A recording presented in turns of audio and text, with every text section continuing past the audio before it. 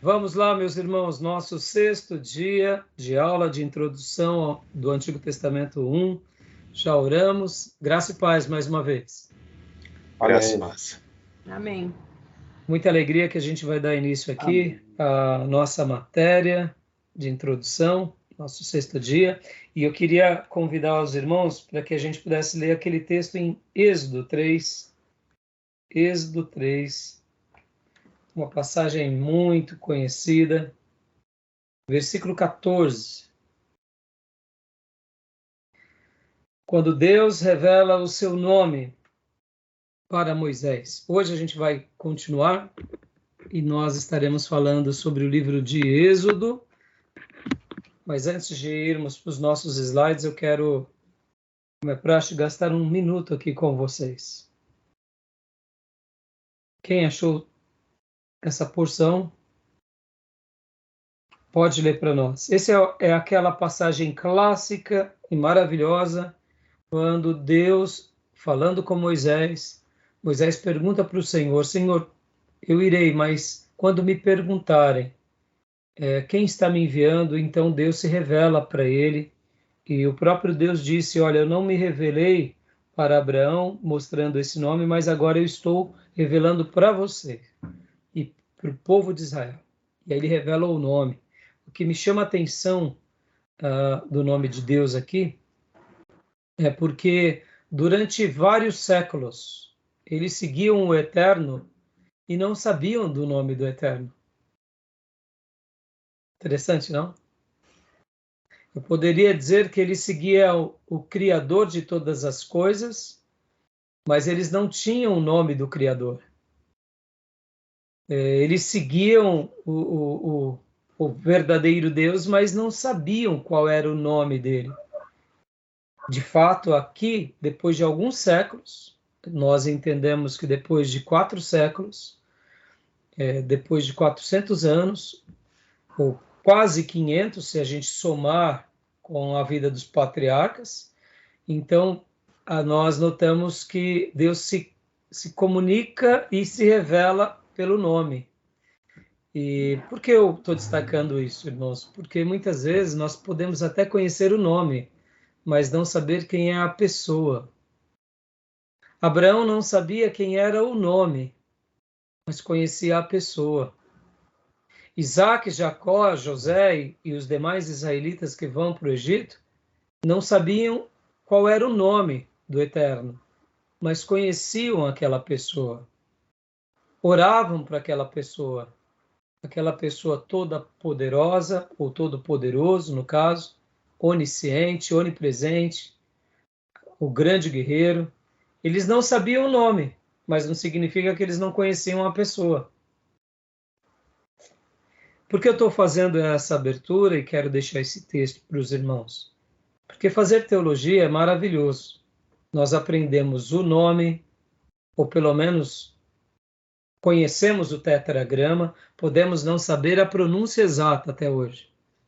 Conhecemos não só esse nome, mas conhecemos os outros nomes também de Deus no Velho Testamento e no Novo Testamento. Nós conhecemos o grande nome do Deus encarnado, que é Jesus. Conhecemos a terceira pessoa da Trindade, ou seja, de nomes somos fartíssimos. De revelações dos nomes de Deus, somos, eu diria, felicíssimos e muito privilegiados por isso. Mas a grande pergunta que fica é: conhecer tudo isso é maravilhoso, porque ao saber do nome, o nome ele identifica aquela pessoa. Mas eu posso talvez ser alguém que conheça tanto o nome, mas não desfrute da pessoa. E fazer teologia. E fazer isso, o nome é uma identidade. E fazer teologia sem desfrutar da pessoa, eu diria que é uma das piores coisas de um teólogo ou de um cristão. Porque, como eu disse, Abraão, como Moisés, não conhecia direito sobre a terceira pessoa da Trindade, o Espírito Santo. Podem ver que eles têm uma noção. Nós conhecemos mais do que Moisés sobre esse tema. Verdade. O povo cristão conhece muito mais. Alguns profetas, quem sabe, conheceram mais do que Moisés sobre o tema da terceira pessoa da Trindade. Moisés não conhecia o Cristo. Ele tinha noção de que viria, mas ele não sabia quando viria, como seria, ou quem foi, e nem o nome do Cristo. Nós conhecemos. Mas a grande questão é, Moisés, ele caminhava com Deus, como Abraão. E conhecer o nome é um privilégio, mas andar com Deus é o maior de todos os privilégios. Que Deus nos ajude a caminharmos com Deus. E, se for do agrado dele, aprender também muitas riquezas teológicas, bíblicas, escriturísticas, cristocêntricas, para acrescentar nesse nosso crescimento, para que a pessoa dele fique cada dia mais bela, mais gloriosa na nossa vida, mais glorioso na nossa vida. Amém, meus irmãos? E vamos ler o texto. Quem achou pode ler para nós? 3:14.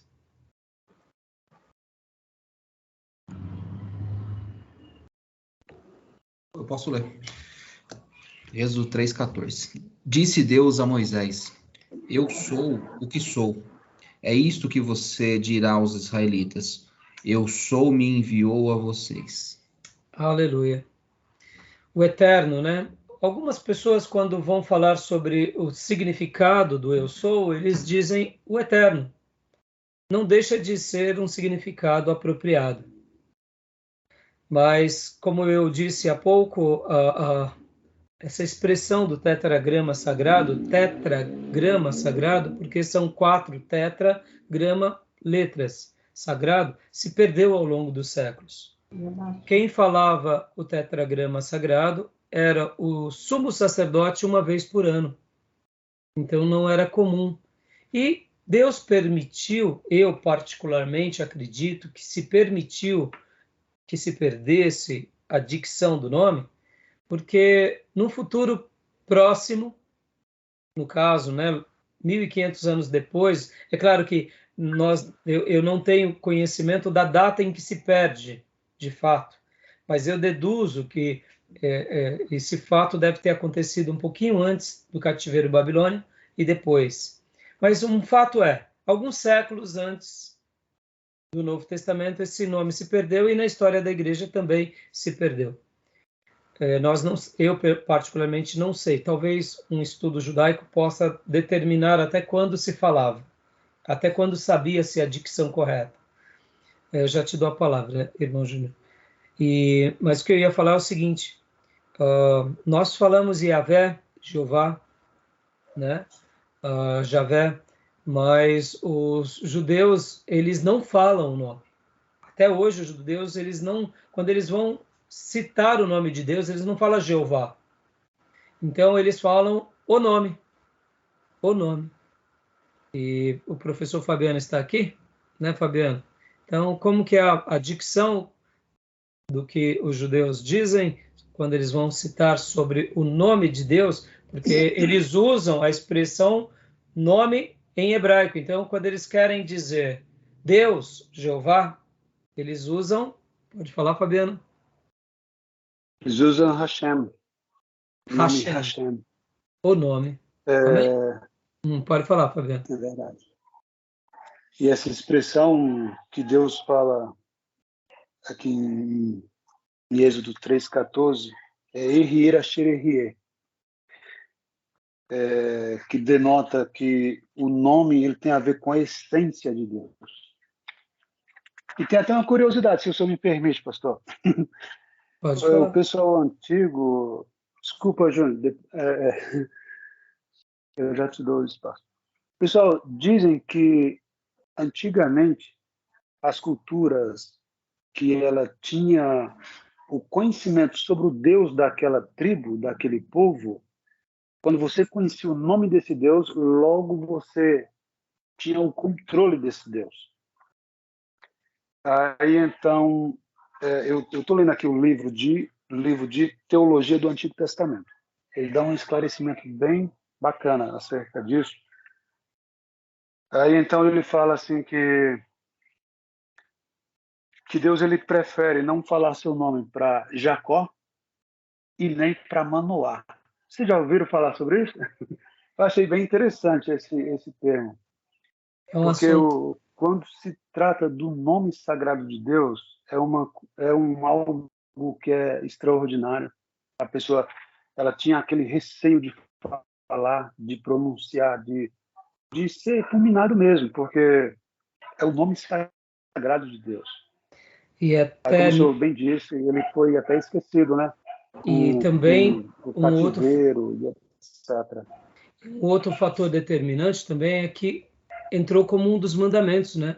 Não falar o nome do Senhor Uhum. teu Deus em vão. Então, Por essa razão exatamente. também havia o zelo. Mas, joia pelo acréscimo. Júnior, pode fazer sua pergunta, Júnior? Bom, eu queria te perguntar, eu estava vendo aquela moça lá, Israel com a Aline, e ela disse sobre esse versículo aqui de Êxodo, ela falou que está escrito errado, dizer eu sou o que sou.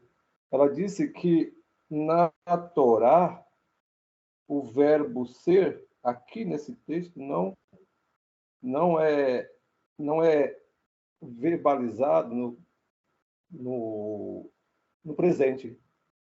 A ação do verbo só é no passado e no futuro. Então, ela diz que o correto é ser. Deus revelou, eu serei o que serei. Então, essa é uma discussão muito interessante, que Por isso que eles chamam de na, o eterno. é, Desculpe, é por isso que eles o chamam de o eterno. por isso que eles o chamam de o eterno. Agora, essa Desculpa, discussão, pastor. Júnior, também foi nada.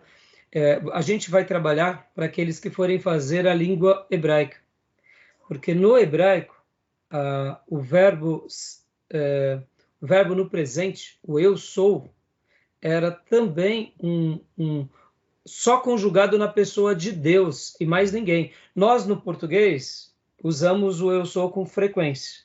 Por isso que quando a gente faz uma certa correspondência até com Deus, o eu sou o que sou, para nós não tem um significado muito claro. Porque, eu sou pedreiro, eu sou pintor, eu sou um empresário, eu sou um advogado, eu sou um pastor. Nós usamos o verbo ser na primeira pessoa. Já na língua hebraica, essa expressão no presente é só para Deus, que dá essa ideia de ser absoluto, que não tem começo, meio e fim. Por isso que a questão de chamá-lo de eterno, para nós, representa com muito mais significado. Agora, é claro, os assuntos são longos e aí não entra na nossa pauta, né? Mas assim é muito interessante e eu quis hoje ler com vocês, porque de fato hoje a gente vai trabalhar no livro de Êxodo e na semana passada nós trabalhamos, né, no livro de Gênesis e falamos bastante sobre o livro de Gênesis, foi, eu diria, bem produtivo. Nós trabalhamos bastante sobre o material, comentamos um pouco já nas aulas anteriores sobre a questão da escola eloísta e javista, da autoria, de uma autoria dupla, de ser outras pessoas que escreveram Gênesis, mas nós temos como consenso e conservamos que, de fato, o escritor de Gênesis foi Moisés. Lá não está escrito, de fato, Moisés escreveu, né? Mas nós entendemos pela tradição, e quando nós vemos até o próprio Jesus citando sobre a Torá, nós vemos que ele autentica que a Torá realmente foi dada a Moisés. Então, a tradição trata sobre esse tema com muita propriedade. É claro, a gente comentou um pouco a localidade, aonde ele foi escrito, por exemplo, o livro de Gênesis. Nós deduzimos também que deve ter sido escrito logo depois que Moisés recebeu os 10 mandamentos, quando ele recebe as ordens. Mas as escolas elas vão se variando muito. Há algumas escolas que chegam até dizer, por exemplo, irmãos, que Moisés é um compêndio de vários escritos, de várias tradições que já existiam. Então, olha só como é interessante essa questão. Nós não acreditamos nisso, mas isso é o que a literatura vai tratar. Outra coisa é que Moisés teria escrito também o livro de Gênesis, no caso sendo ele, antes do Sinai. Eu acho improvável isso. Eu acho improvável. Mas, de qualquer forma, são várias correntes e vários assuntos sobre esse tema, né? Tá bom? Então, nós tratamos semana passada sobre isso. Alguém ficou com alguma dúvida? Só um adendo aí. A teoria de Wellison, que eu li hoje, então eu posso falar, que diz que, criticando, que eles não acreditam, né? São liberais, que foi escrito pós-exílio. Então, olha aí que interessante, pós o exílio, né? É uma situação assim que nós ouvimos, debatemos e nos posicionamos. Teoria documental. Uma outra coisa também, eu comentei na aula passada para vocês, irmãos, sobre a questão do esboço do livro de Gênesis. Lembra que eu falei para vocês que cada autor trabalha de uma forma? Então, deixa eu até fazer um comentário, né? No nosso livro, ou pelo menos no livro aqui do Will e do Walton, ele vai falar sobre a criação, depois, antes dos patriarcas, aí vem assim, Toledo dos céus e da terra, Tolet. E por que ele usa essa expressão Tolet, né?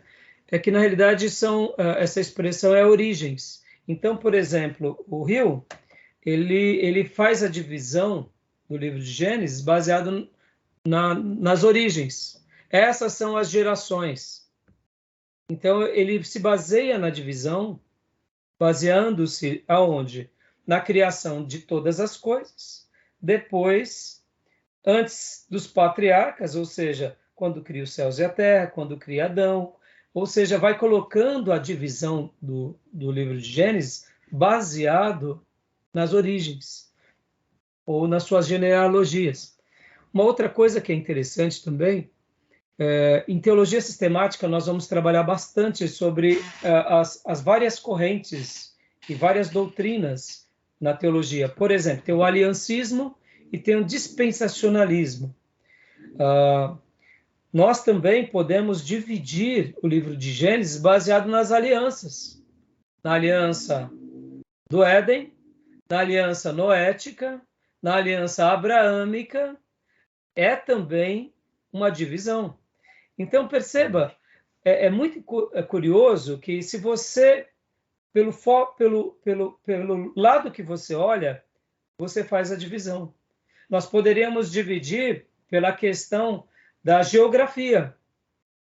Um momento na eternidade, no Éden, ou na Terra, mas participando de um lado divino, depois da queda, depois com o pessoal antes do dilúvio, depois pós-dilúvio, e depois com Abraão em Canaã.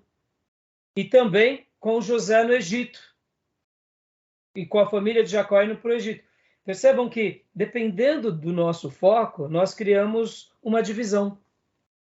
Isso dá para ser feito, irmãos, não é que seja uma heresia, mas dá para ser feito na maioria dos livros bíblicos. Agora, é claro, existe aquelas divisões mais clássicas, que são mais apreciadas. Por exemplo, quando nós falamos sobre a aliança, quando nós falamos sobre as origens. É categórico que o livro de Gênesis é um livro de origens. Origem dos céus e da terra, origens do homem, origens do pecado, origens... Então, essas origens também têm muito a ver com o livro de Gênesis. A questão da aliança, pode ver que é um livro de aliança. Então, algumas divisões vão ter mais destaque mesmo e serão mais conservadas. Tá bom, meus irmãos? Tudo bem? Joia, a gente, só recapitulando um pouco aqui, né, e acrescentando algumas coisas com vocês. E uma outra coisa importante, né, irmão? Você vê, nossa aula aqui ela é em tempo real. E a dúvida de um esclarece, e apoia, e ajuda para o outro irmão.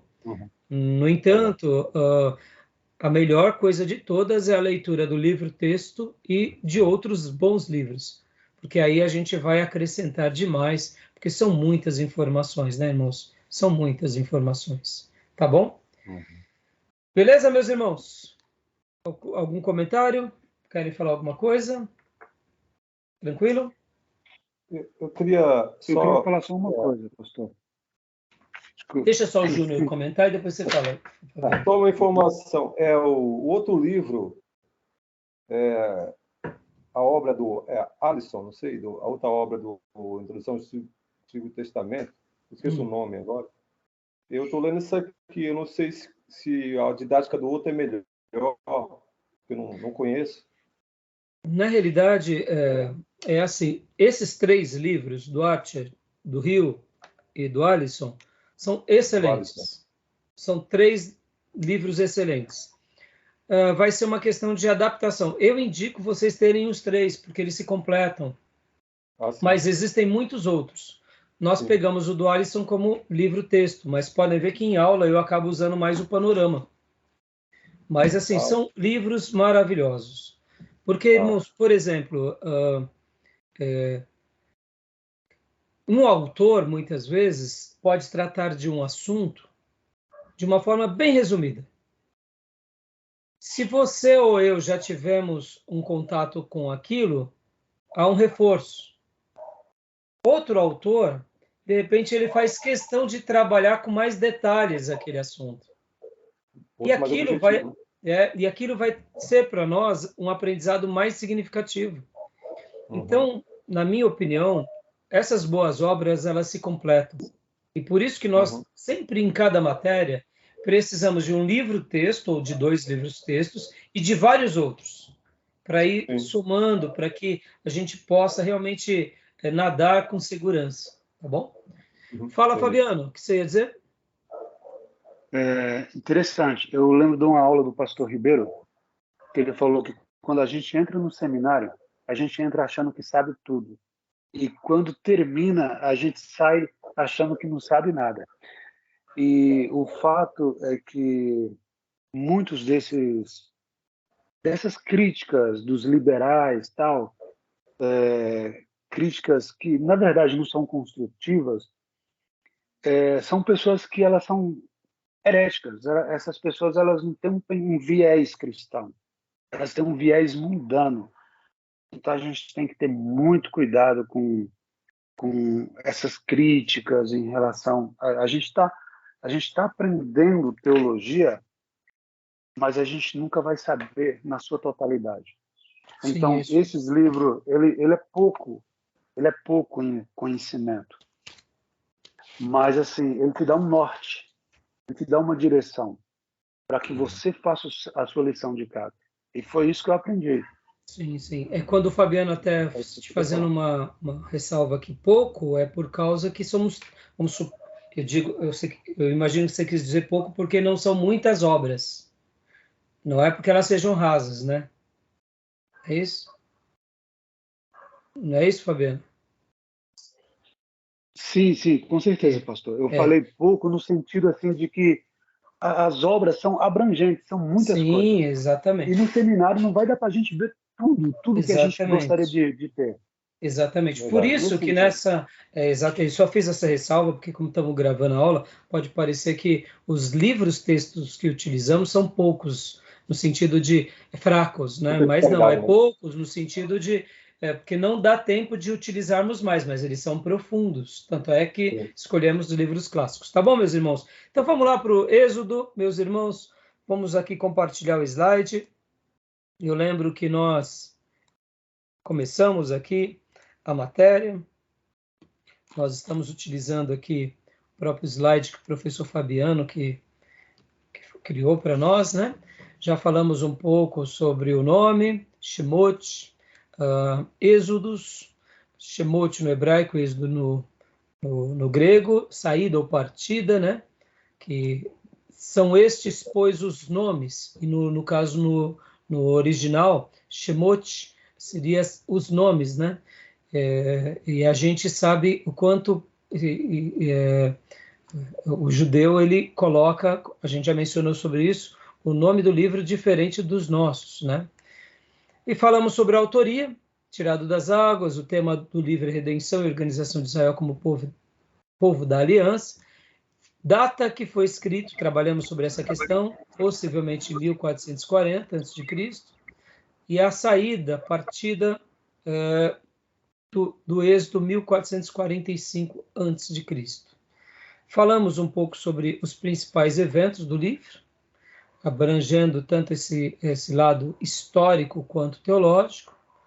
Falamos sobre a saída, e eu lembro que nós tínhamos parado aqui, não é? A divisão do livro. Mas eu gostaria de ler novamente essa parte, né? Os principais eventos do livro. O livro do Êxodo narra o evento mais marcante, tanto no sentido histórico quanto teológico. Esse evento foi a saída dos hebreus da servidão do Egito. As principais personagens da história do Êxodo, saída, foram Moisés e Arão. Toda a história envolve os livros de Êxodo, Levítico, Números e Deuteronômio. Uma coisa interessante, irmãos, é que esse livro ele abrange uma média de uma história de 85 anos, pelo menos. Se nós pegarmos que toda a história envolve esses livros, são os 40 anos do deserto, mas o livro ele trata até um pouco antes, ele dá uma pincelada no nascimento, fala como foi o nascimento de Moisés, mas logo na sequência, no capítulo de número 3, Moisés já está lá no deserto de Midian, e ali é o momento da sarça. Então, nós pegamos, em tese, um pouco antes dele ter 80 anos e vamos até o final da sua vida. Então, por isso que se diz que ele envolve um período de 80 e poucos anos. E ele contém, na realidade, os outros 3 livros, né? Levítico, Números e Deuteronômio, tudo está envolvido neles.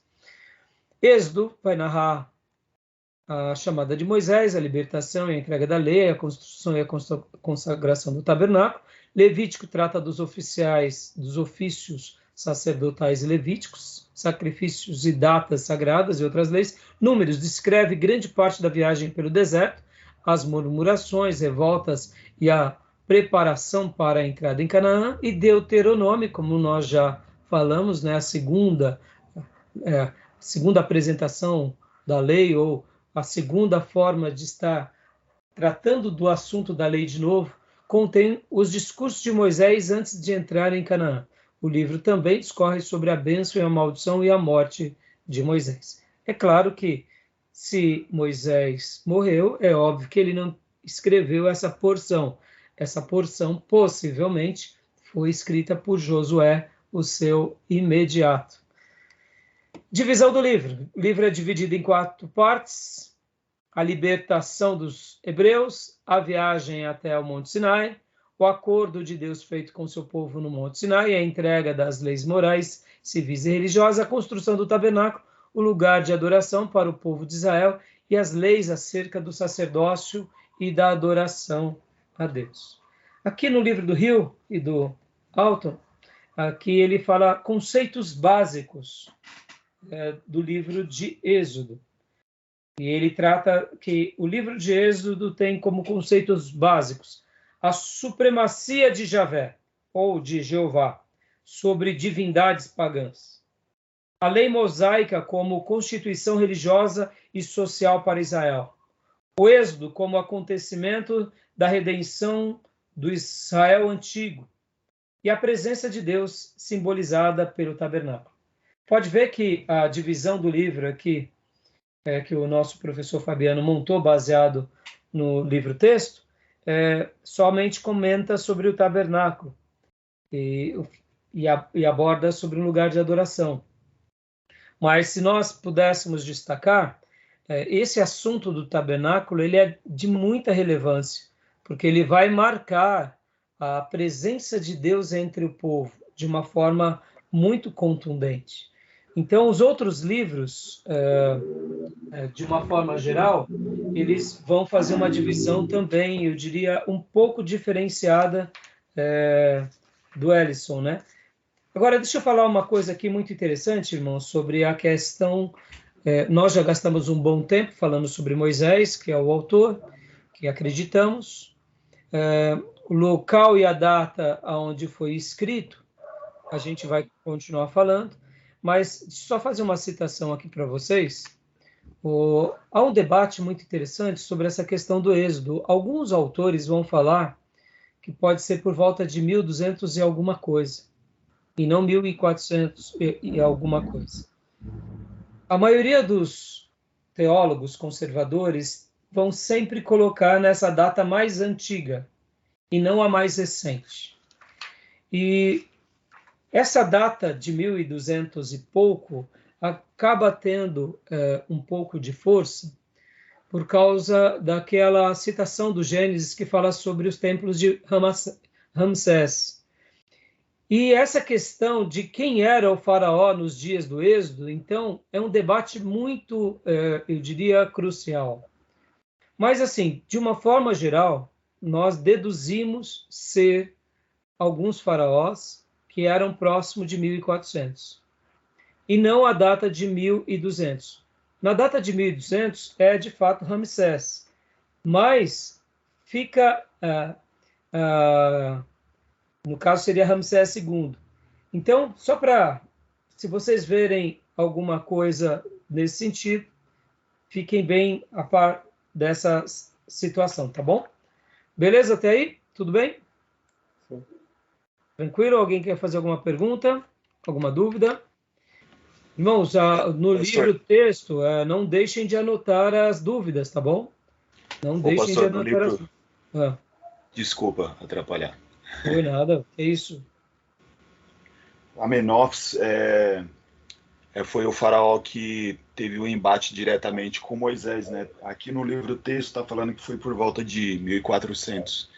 Há alguma outra referência nos livros, esse comentário que o senhor falou a respeito disso? Então, como eu disse para você, alguns teólogos vão fazer a datação de Ramsés.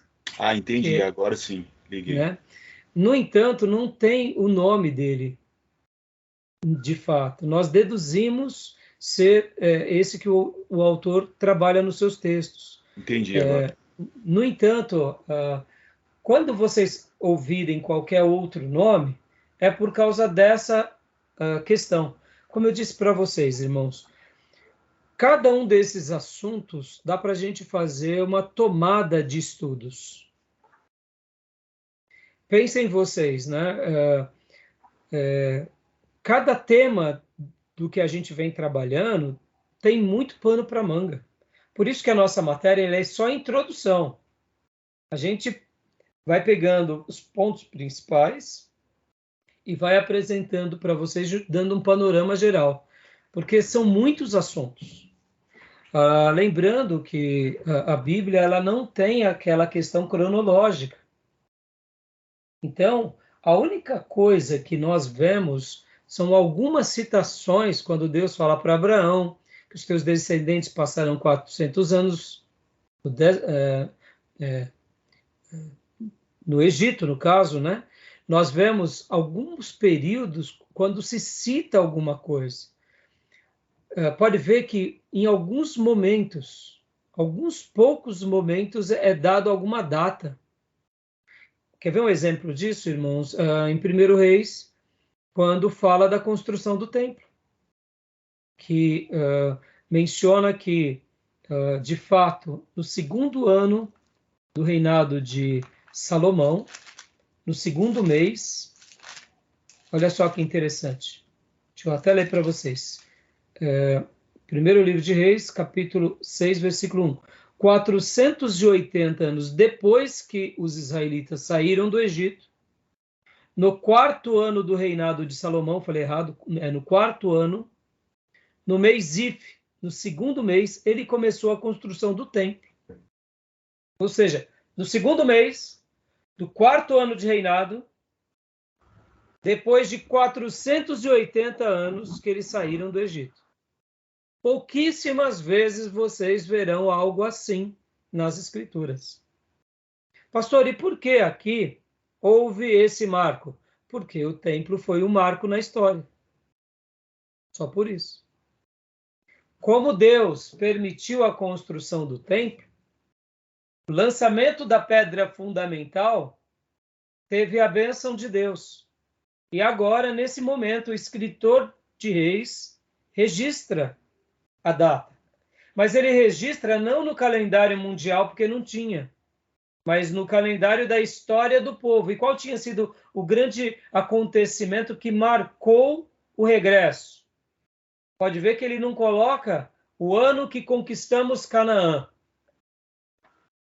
Ele coloca quando saímos do Egito. Porque aquilo foi um marco.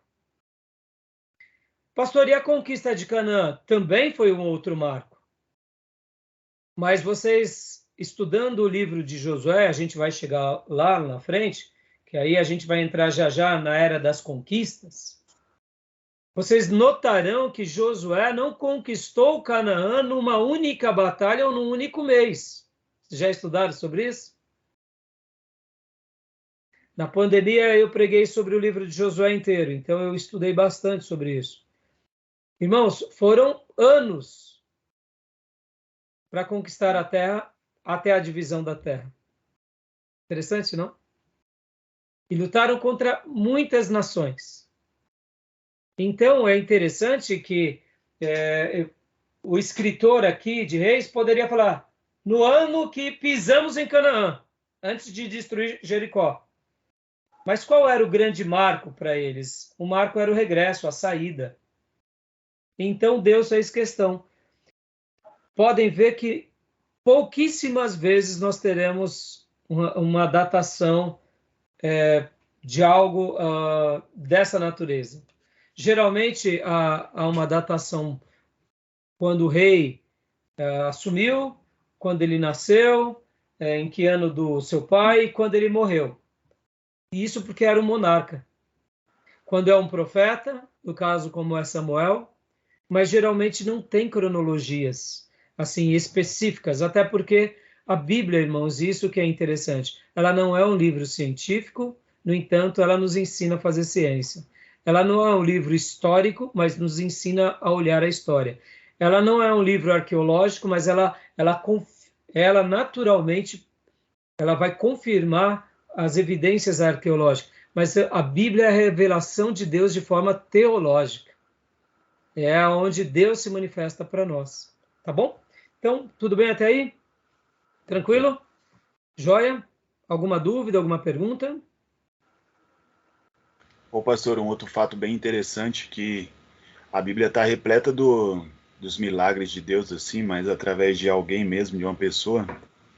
É um marco, né? Porque Moisés foi o primeiro a ser a ferramenta, assim, de muitos milagres de Deus na Terra, né?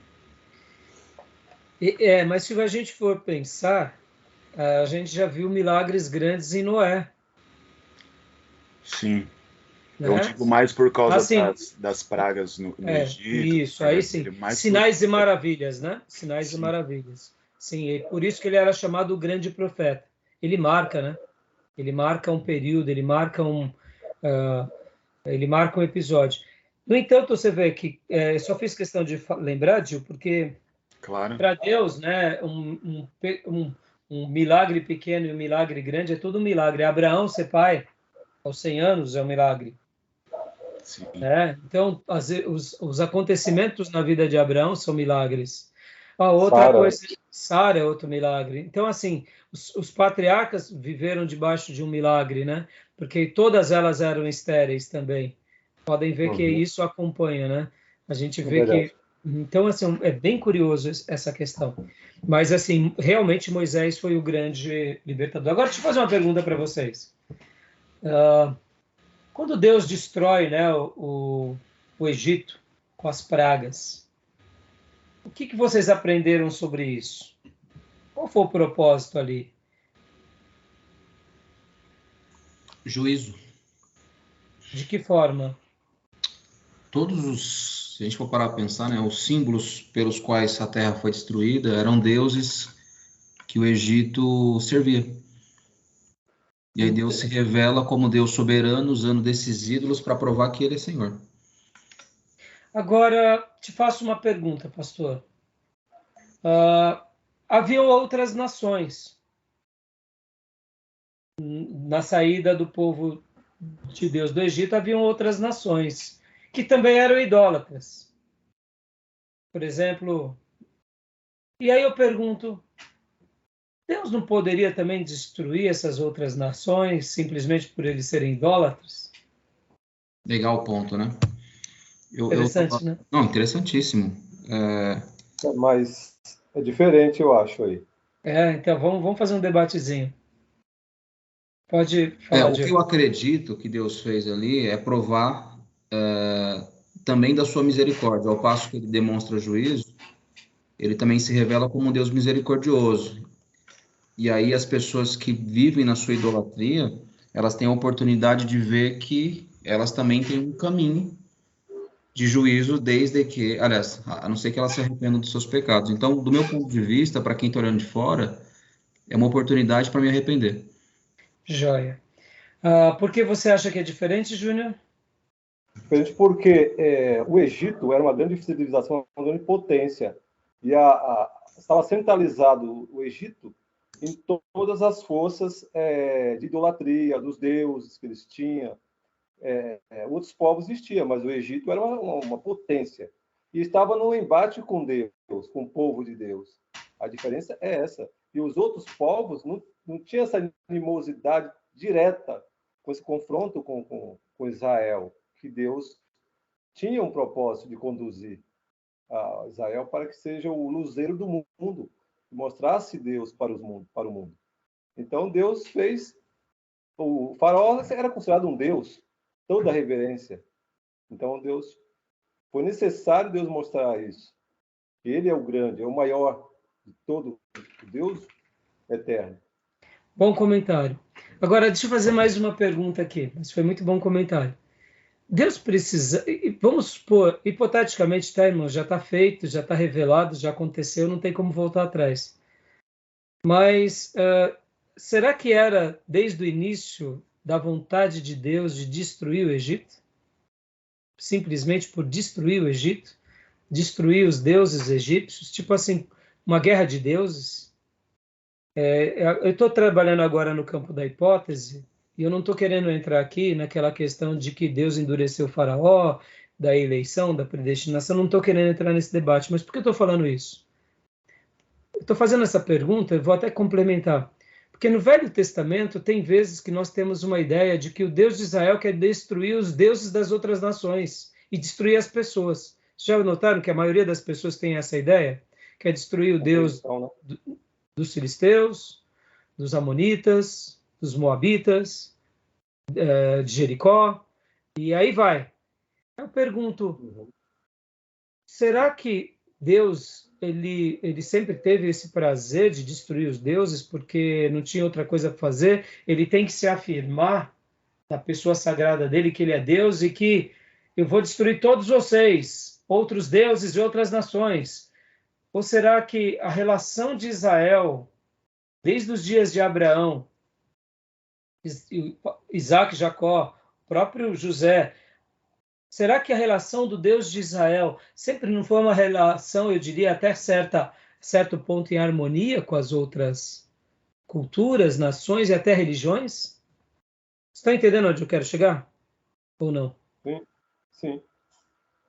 Por que eu estou fazendo essa pergunta e já estou tentando dar uma condução? Deixa eu tentar ser mais claro, porque senão eu posso até não ser tão claro com vocês. O que eu quero dizer é o seguinte: se Faraó tivesse literalmente liberado o povo, não teria motivo nenhum, a princípio, a priori, de Deus destruir o Egito. É isso que eu quero dizer. Essa questão que a gente tem de que Deus destrói o Egito, que Deus destrói Babilônia, que Deus destrói a Síria, Deus que quer destruir Nínive, é uma ideia errada nossa. Deus, na realidade, ele sempre se revelou para o ser humano e tentou convencer esse ser humano pelo poder do Evangelho, porque nós temos que saber que o Evangelho foi pregado a Abraão. Abraão não era melhor do que nós, irmãos. Abraão era uma pessoa que vivia no meio do paganismo. E ele sai do paganismo e a graça de Deus é manifesta sobre ele. Olha que interessante. Nós vemos uma aliança de Deus com Abraão, assim como com Noé, que é uma aliança incondicional. Pode ver que quando ele crê, Abraão crê, mas o fato dele crer é o gatilho para ser creditado. Mas é Deus indo a Abraão. Deus diz, sai da tua terra, da tua parentela, e eu vou te dar um outro lugar. E, de fato, Abraão deixa a sua terra, deixa a sua família e deixa a sua nação, deixa os seus deuses. E ele agora escolhe o Deus eterno, e Deus dá para ele uma nação, dá para ele uma terra e dá para ele uma herança. Ele deixa um e recebe outro. Mas percebam que é uma aliança incondicional. É que nem a salvação. O que nós fizemos para merecer a salvação? Nada. Já tudo foi feito. O fato de crer já nos faz ser salvo. Então, é uma bênção incondicional. Existem as alianças incondicionais de Deus e existem as alianças condicionais. Podem ver que agora, no livro de Êxodo, vem as leis. E com as leis vem os códigos, vem as diretrizes, vem os mandamentos, e aí o povo se condiciona. Interessante, não? Então, por que eu estou falando tudo isso, irmãos? Porque, na realidade, é claro, eu estou aqui trabalhando no campo da hipótese, tá? Deus não precisaria ter destruído o Egito. Ora, se Deus quisesse destruir o Egito porque ele desejava destruir, ele teria destruído com José e com Jacó. O propósito dele foi porque o Egito foi mal a Israel e o Egito foi mal a outras nações. Aqueles faraó trataram com injustiça aquele povo. E no momento que poderiam ter liberado, eles acabaram não liberando e acabaram trazendo sobre eles próprios sentenças. Então, o castigo que veio sobre eles, na realidade, foi só a recompensa do que eles plantaram. Por isso que a gente vai, em teologia sistemática, trabalhar com mais detalhes sobre essas questões. Mas por que eu estou falando tudo isso, irmãos? Para a gente fugir dessa ideia de que Deus não tinha outra coisa para fazer. Deus, no Velho Testamento, ficava desejando a destruição dos outros deuses e dos outros povos. Não, meus irmãos. A nação de Israel é uma nação sacerdotal para ser bênção para as outras nações. Como que Israel seria a bênção? Chegando a palavra do Eterno, como chegou no coração de Abraão, de Isaac, Jacó, de Moisés, essa mesma palavra chegando no coração das outras pessoas, convertendo essas pessoas.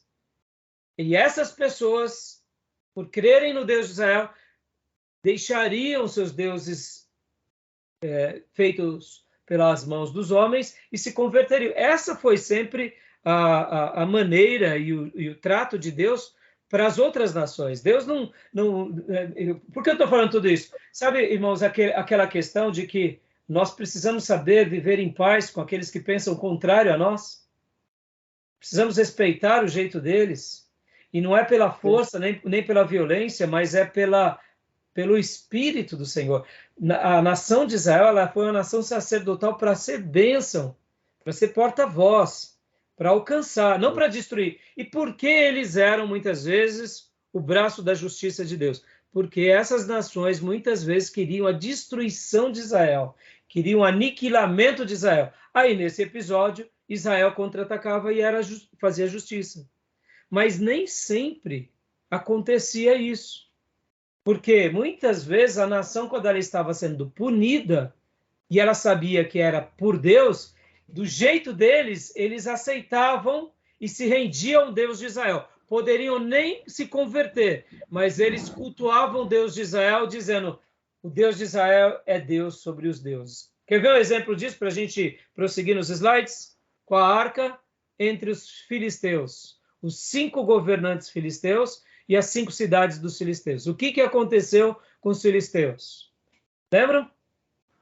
Vieram as pragas, os tumores, eles se reúnem, chamam os seus sacerdotes, chamam os seus magos e falam, o que a gente vai fazer? Aí eles comentam, não sejamos duro como foram os egípcios, que Deus os destruiu. Antes, vamos devolver a arca e vamos mandar um presente.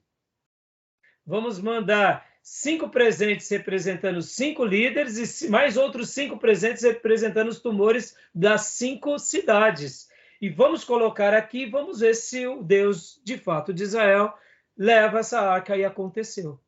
Olha só, os filisteus demonstraram humildade. Se os egípcios tivessem demonstrado humildade, possivelmente o desfecho seria outro. Não seria aquele. Sim. Entenderam? Estão entendendo onde eu Sim. quero chegar? Ficou claro, Sim. irmãos? Por isso que naquele contexto era necessário Deus agisse. Naquele contexto. Exatamente. Mostrar a grandeza dele. Mostrar que ele é a grandeza do Senhor. Como Jesus veio. Os milagres de Jesus mostravam que ele era o Messias.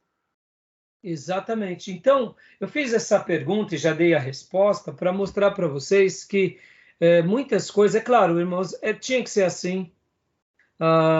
Aquela questão que Deus endurece é assim mesmo. A gente acredita nisso porque Deus tem um propósito. Ele quer mostrar a glória dele, ele faz o que ele quer. Não estou negando a veracidade das Escrituras nesses pontos e nem mesmo nessas doutrinas. No entanto, eu só fiz questão para que a gente possa entender um pouquinho esse pano de fundo e eu quis explicar isso para vocês para acrescentar um pouco mais, tá bom? Vamos prosseguir aqui.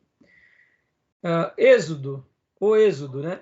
Revela o nome de Deus, se apresenta como o Deus dos patriarcas, Êxodo 3:6, aquele que ouviu o clamor do povo, Êxodo 3:7-9, aquele que tem o nome, Êxodo 3:14. Aspectos notáveis do Deus no Êxodo. É Deus quem escolhe. Esse texto é muito lindo. Pode ler para nós, pastor Johnny? Vamos lá. É Deus quem escolhe, porque povo santo és ao Senhor teu Deus.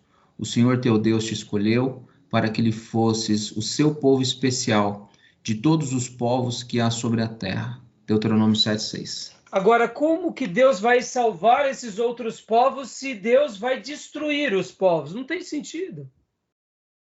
Deus escolhe Israel para ser um povo especial, para ser bênção às outras nações, para que por meio da mensagem do amor, da redenção, da revelação, eles se aproximem. E é assim que Deus vai se comunicando no Velho Testamento. Por essa razão, também Deus vai permitir a construção do templo.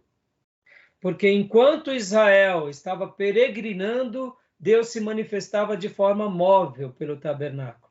Depois que ele já tem uma terra, uma geografia distribuída, consolidada, e agora já pela permissão de Deus se torna monarquia, Deus estabelece a casa e agora a presença de Deus não é mais móvel, mas é estática, que era para que agora as nações também viessem a Israel e em especial a Jerusalém, porque Deus escolheu Jerusalém para mostrar o nome dele a todas as famílias da terra. Então, o propósito do templo também, mesmo sendo agora um novo momento de revelação, era para Deus mostrar a glória dele em todas as nações. Sabe, irmãos, aquela questão de uma fé, ela dá fruto e dá obras e dá passos em direção a essa fé? A fé sem obras é morta? A questão de você poder ir ao templo adorar a Deus já demonstrava que você estava prestigiando ao Deus de Israel. Isso valia para a nação e isso valia também para as outras nações. Agora, olha que interessante. Deus permite o templo. O templo não era propósito de Deus. Deus permite a monarquia. A monarquia não era propósito de Deus. Mas Deus, que olha no futuro e conhece todas as coisas, sabia que um dia o reino de Israel seria dividido. É a onisciência dele. E o templo era o lugar onde, mesmo o reino dividido, não era para se cessar a adoração. Mesmo que houvesse uma divisão do reino, O templo seria o lugar de encontro à adoração a Deus. Os sacerdotes e os profetas seriam os pastores de Israel. E mesmo com o reino dividido, era para que eles vivessem em harmonia. Ah, pastor, mas peraí, se dividiu. Ora, teve épocas que o rei de Judá não se aliou com o Egito? Salomão, por exemplo, não casa com a filha de Faraó? Ora, era para ter harmonia. Se era possível que um rei, no caso, o próprio Salomão, teve harmonia com o Egito, teve harmonia com Tiro e Sidom. Podem ver que as madeiras de cedro vieram de Tiro e Sidom. Olha que interessante.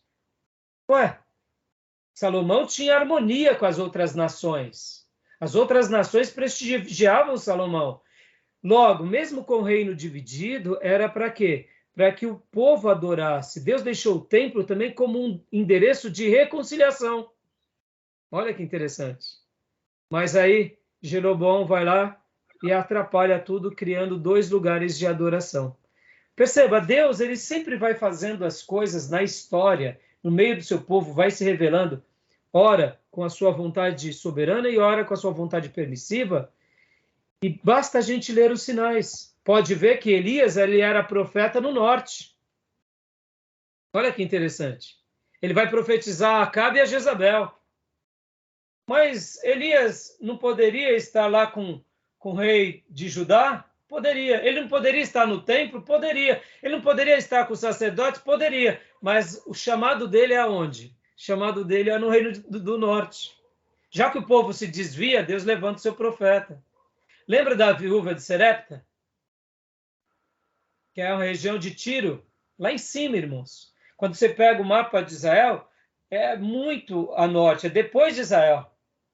Ora, ele vai para uma viúva de Tiro, Serepta. Não tinham viúvas em Israel? E nem em Judá? Tinham. Por que ele vai para lá? Interessante isso. Deus tem os seus planos, irmãos. Seus propósitos. Levanta os seus instrumentos nos lugares mais variados. E basta a gente ser sensível e ensinável ao que Deus está se revelando em cada momento da história. Podem ver que Elias não vai... A gente não vê Elias no templo de Salomão. Ah, mas ele não inaugurou a escola dos profetas? É. Mas a escola dos profetas teve uma atuação muito mais poderosa no Reino do Norte, não no Reino do Sul. No Reino do Sul tinha o templo. Podem ver que nas aulas passadas a gente aprendeu bastante sobre, eu mencionei um pouco sobre isso. Lá na frente, quando a gente falar do reino dividido, a gente vai falar sobre as dinastias. Então a gente vai entender isso melhor, né? Mas a escola dos profetas não foi no sul. Tinha profeta no sul, em Siló, inclusive. Mas a escola dos profetas foi a norte. Porque aquilo também era povo de Deus. Desviado, mas era povo de Deus. Interessante, né, irmãos? Então, Israel foi escolhido para ser bênção a todas as nações. Tá bom? Continuando aqui, pode continuar lendo para nós, pastor? Cativeiro egípcio. Cativeiro egípcio, 400 anos. Então o Senhor disse: fique sabendo com certeza que os seus descendentes viverão num país estrangeiro. Ali serão escravos e serão maltratados durante 400 anos. Mas eu castigarei a nação que os escravizar. E os seus descendentes, Abraão, sairão livres, levando muitas riquezas. Gênesis 15, 13 e 14, na versão NTLH. Olha que fantástico, irmãos. Podem ver que o texto fala que eles sairão com bens, com riquezas, que Deus vai castigar eles porque aquela nação os escravizará. Eles não foram para o Egito como escravos, eles se tornaram pela maldade daqueles que governavam. Já que os que governavam fizeram algo danoso à nação, Deus puniu a nação. Deu para entender? Deus não pune simplesmente porque é uma nação idólatra, irmãos. Deus pune aquela nação quando aquela nação comete maldades àquele povo, ou aquele Deus é um Deus maldoso com aquelas pessoas, ou aquele Deus causa maldades e injustiça com outros povos, inclusive com o povo de Deus. É aí a hora que Deus atua. Estou abrindo esse parênteses, meus irmãos, porque na história mundial, Deus faz isso. Um povo que intenta a maldade contra ele próprio, Deus o pune. Um povo que tenta maldade contra outra nação, quem pune é Deus. Indiferente de quem seja esse reino, essa nação. Quanto mais no Velho Testamento, quando alguém se levantava contra o Deus de Israel. Pode ver que Deus profetiza.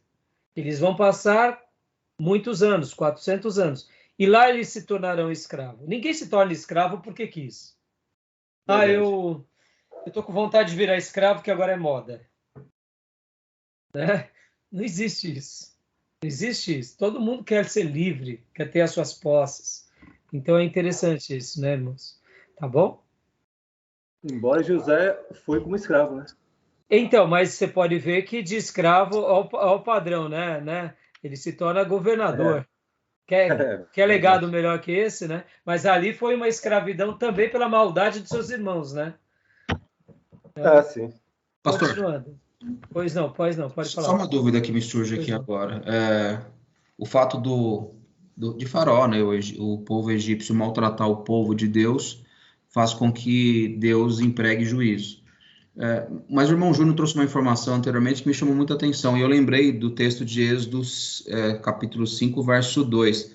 Quando Moisés chega para Faraó com a fala de Deus, deixa meu povo ir, no verso 2, a fala do Faraó é uma fala até de, tipo assim, quem é Deus? E aí entra o que o irmão Júnior falou, né? Faraó se via como uma divindade. Divindade sou eu, quem é Deus diante disso? Exato, obrigado. Não há um confronto ali? Sim, e aí eu uso, inclusive, a fala de Isaías, né? Eu sou o Senhor e a minha glória não darei a outro.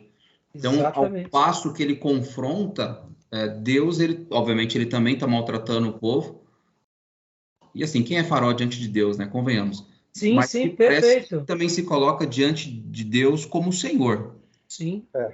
Foi muito precisa a sua avaliação, citando o comentário do Júnior, porque de fato é isso mesmo. Pode ver que ali Faraó, ele se considera Deus e ele age com soberba, com desdém, com desprezo, como o Júnior mencionou, diante de quem? De uma outra nação, que um dia foi útil para eles. Porque assim, irmãos, sabe aquela questão?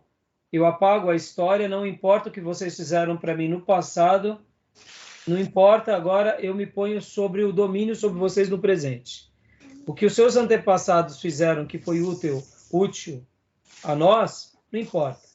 Então, exatamente, a postura de Faraó foi com arrogância, foi com presunção, foi com orgulho. Pode ver que em todos os episódios, a maneira em que Moisés vai se comunicar com ele, deixa o meu povo ir para adorar no deserto.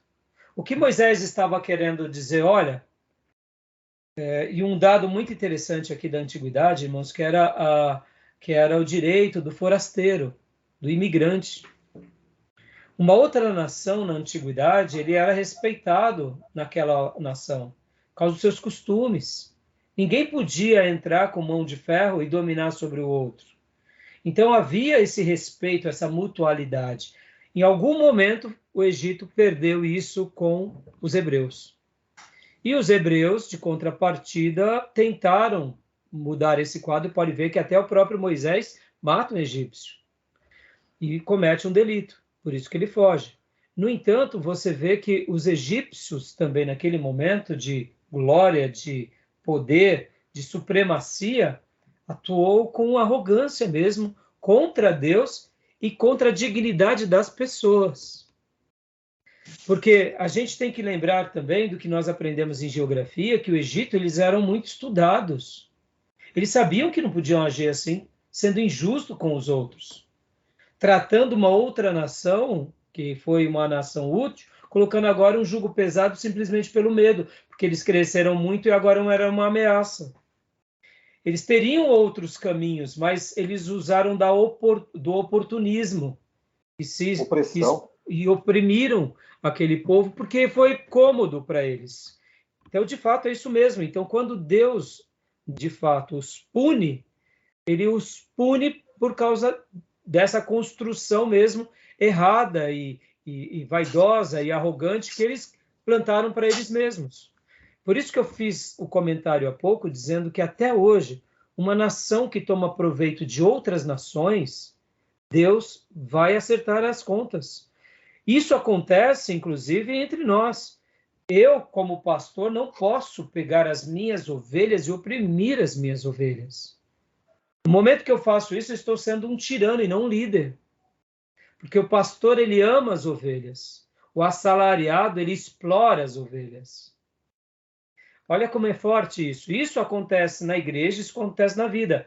Pode ver que no Novo Testamento a gente vai ver uma relação muito grande. Vocês que são patrões e senhores, tratem bem os seus empregados ou escravos. Pode ver que até mesmo o salário tem que ser digno, a maneira em que você lidera tem que ser uma liderança em amor. Esses valores que foram afirmados no Novo Testamento, eles estão sendo afirmados em todo o Velho Testamento. Pode ver que José do Egito teve todo o poder de usurpar várias pessoas no Egito e não fez. Ele poderia mandar matar Potifar e a esposa de Potifar. Ele poderia dar uma surra lá no padeiro, que esqueceu dele durante 2 anos. Ele poderia fazer muita coisa, inclusive com a família dele, ele não fez. Por quê? Porque ele usa dos princípios éticos e morais de uma humanidade elevada, que é o amor e o respeito. Ora, mas ele não conhecia a lei nem a graça, mas perceba, a humanidade está no coração do homem quando ele é humano. E quando ele não é humano, ele se torna um bicho. Pode ver que logo depois que Deus cria Adão e Eva e dá 2 filhos, um filho vira bicho e o outro não. Ele mata o irmão, afronta Deus, vira as costas, constrói uma cidade, faz pouco caso de Deus. Ou seja, a história se repete. Pessoas se tornam seres humanos melhores, grupos sociais se tornam grupos sociais melhores, nações se tornam nações melhores, ou o inverso. E se nós nos mantivermos naquilo que realmente agrada a Deus, nós colhemos os frutos. E se nós também nos mantivermos de forma errada, pagamos um preço. Olha o grande exemplo disso, o próprio povo de Israel. Deus abençoou o povo de Israel para eles serem sal e luz de todas as nações, serem sacerdotes. Mas o que eles faziam com as bênçãos de Deus? São nossas. Deus é nosso, as bênçãos de Deus é nossa, e o povo que se vire. E o que Deus fez? Deus castigou o próprio povo de Israel. Interessante.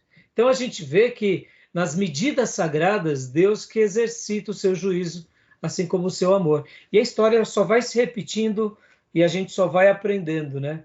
Pode ver que Israel, eles deveriam ser mais altruístas, mais amáveis, se tornaram legalistas, frios. Pode ver que Davi era uma pessoa que amava.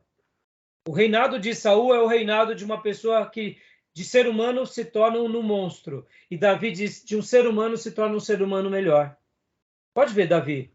Davi sabia perdoar, Davi sabia chorar, Davi sabia amar. Davi cresceu e não se emburreceu. Saul cresceu e se emburreceu. O Egito cresceu e se emburreceu. É interessante, o povo de Israel cresceu, se tornou poderoso. Pode ver que a história do templo é uma história que, ao invés deles crescerem agora sendo sal e luz em todas as nações, eles se envaideceram, se dividiram, se ensoberbeceram. O próprio Jeroboão, lendo o texto sagrado, irmãos, o profeta Aias vai até ele e fala: eu te escolhi para você ser o líder e o novo rei das 10 tribos. E o que Jeroboão faz? Jeroboão vira as costas para Deus, constrói postes ídolos. Deus manda profetas de novo para ele, há sinais e maravilhas, ele não se converte. Só um filho de Jeroboão deu ouvido a Deus, tem uma morte e é sepultado. Deus chega ao ponto de levantar um profeta e dizer: olha, nenhum homem da descendência de Jeroboão vai ser enterrado, porque aquele que não morrer e não for comido no campo será comido pelos cães. Olha que sentença, irmãos. E a descendência de Jeroboão é dizimada. Aí você fala assim, mas por quê? Porque Deus foi tão gracioso com Jeroboão, mas Jeroboão virou as costas para Deus e Jeroboão continuou sendo insensível a Deus e continuou fazendo aquilo que Deus mais abominava. Jeroboão foi um tipo Saul do Reino do Norte. Pode ver. Saul começou bem e acabou mal. Jeroboão começou bem e acabou péssimo. Interessante, né? Então, o que você falou, pastor Johnny, e as palavras do Júnior, é isso aí. A gente vai notando essa similaridade. E não foi diferente com Faraó. Tá bom, meus irmãos? Joia, Pastor, pode falar. só uma pergunta. É especulação ou tem relação à questão da morte dos infantes no Egito? Havia mesmo uma especulação lá em Goshen, dizendo, olha, vai vir um libertador, esperamos um libertador. Isso chegou a Faraó, porque em decorrência disso, houve a morte dos infantes. Então, Porque isso acontece também no Novo, né? No Novo Testamento. O que Herodes. acontece? Boa pergunta. Mais alguma coisa? Não, só isso. Então, a morte dos infantes é muito interessante, Júnior, porque o que acontece? Nós não temos, assim, claramente uma profecia dizendo que viria o Salvador. Nós não temos. Nós não temos essa menção, mas nós temos uma profecia, como acabamos de ler em Abraão, que haveria o quê? Que eles regressariam, que eles sairiam. Uhum. Então deveria haver entre eles a grande esperança na tradição oral de que um líder se levantaria. É isso que talvez... Então nós deduzimos que isso foi crescendo. E um povo amedrontado, qualquer coisa é uma grande coisa. Esperança. E o povo estava orando, pedindo o libertador. Então, nós não temos esse dado nas Escrituras de que algum profeta disse para Israel, vai nascer por esses dias, entendeu? Mas, assim, de qualquer forma, o texto narra isso, né? Então, a gente vê que ali só exemplifica o que o texto está querendo mostrar é a crueldade do líder do Egito, que ao invés de liberar aquele povo, porque não era um povo deles, mas era um povo de uma outra nação, ele poderia ter feito isso, ele escolheu oprimir, porque era mais conveniente. É o que acontece com os ricos. Muitas vezes os ricos podem fazer algo, um plano de ação, ou entre os poderosos, aqueles que têm o poder na nação, que são os políticos. Eles podem fazer um projeto a longo prazo, eles pensam o quê? Não, eu vou fazer para o meu governo. Não quero fazer algo para dar honra aos outros governos. É a vaidade humana, né? Tá bom? Vamos lá, então? Vamos lá. Pode ler para nós, Júnior?